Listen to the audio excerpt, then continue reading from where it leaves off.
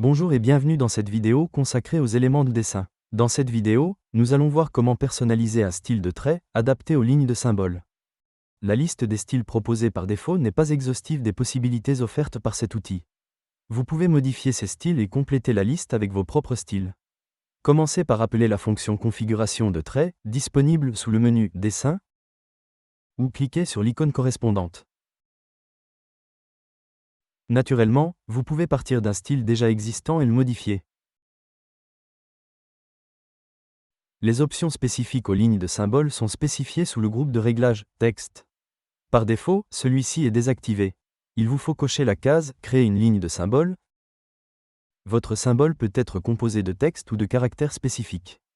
Pour ces derniers, vous pouvez utiliser la combinaison Windows, permettant d'insérer un symbole rapidement. Les paramètres de représentation de ce symbole ou texte, comme la couleur, sont définis par le style choisi.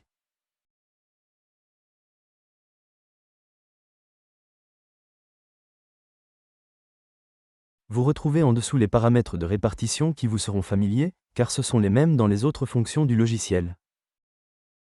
Ainsi, vous pouvez définir la position du premier caractère, du dernier, puis les caractères répartis entre ces deux.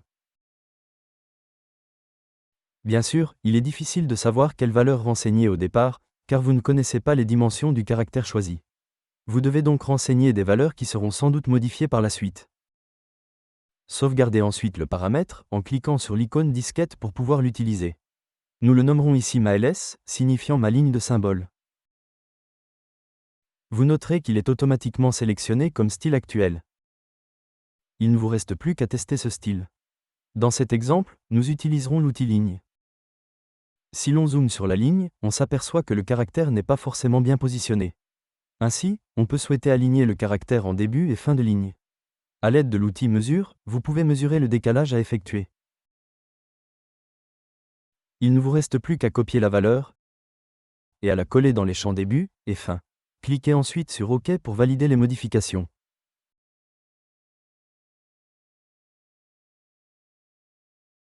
Vous pouvez également souhaiter définir une entretoise équivalente à la longueur du caractère.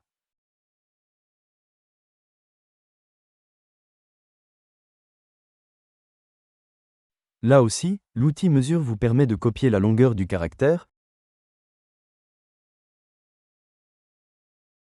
et de la coller dans le champ répartition libre. Il vous faudra alors multiplier cette valeur par 2 pour obtenir le résultat souhaité.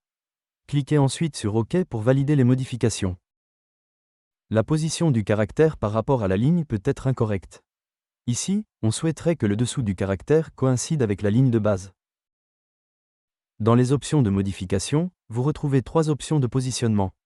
Le bord inférieur, le bord supérieur et la ligne médiane du caractère peuvent être choisis. Attention, les règles de création typographique sont particulières et suivant le caractère choisi, ces références ne seront pas représentatives. Vous pouvez d'ailleurs le constater ici, avec le positionnement très curieux du symbole choisi, dans les différentes situations. Dans notre exemple, nous resterons donc sur la première option. Vous avez bien sûr la possibilité de décaler votre symbole par rapport à la référence choisie. Là aussi, les outils de mesure vous seront très utiles.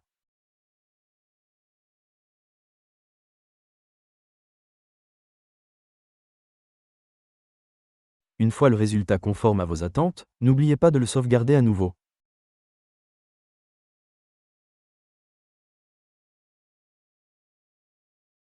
Il ne vous reste plus qu'à vérifier que votre style de trait fonctionne. Commencez par recharger le style de trait créé.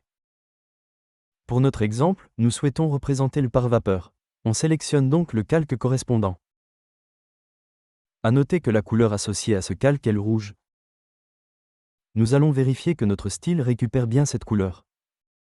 Pour changer, nous allons utiliser l'outil Polyligne et définir l'emplacement de notre pare-vapeur. Et voilà, notre style fonctionne correctement. Vous voilà prêt pour créer vos propres styles de traits, adaptés à vos propres lignes de symboles. Merci d'avoir visionné cette vidéo en espérant qu'elle vous a été utile. N'hésitez pas à consulter les autres contenus vidéo de notre chaîne YouTube, et à bientôt pour de nouvelles vidéos.